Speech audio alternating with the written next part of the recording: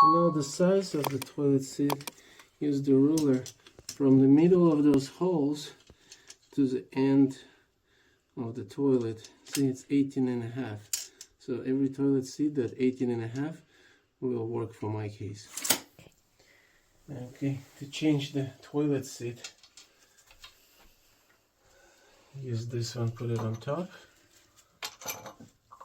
and secure it with this one from the bottom.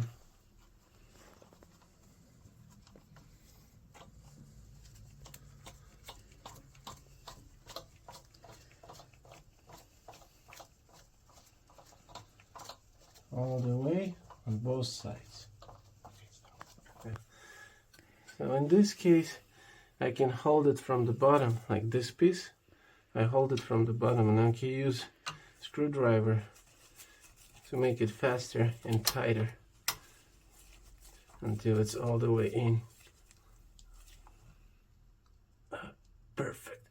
Don't make it too hard because, you know, plastic, you don't want it to break it. Same thing for other side. So this toilet seat has this locking device here. You turn it this way so it's unlocked, and then you just place it on the top of those things.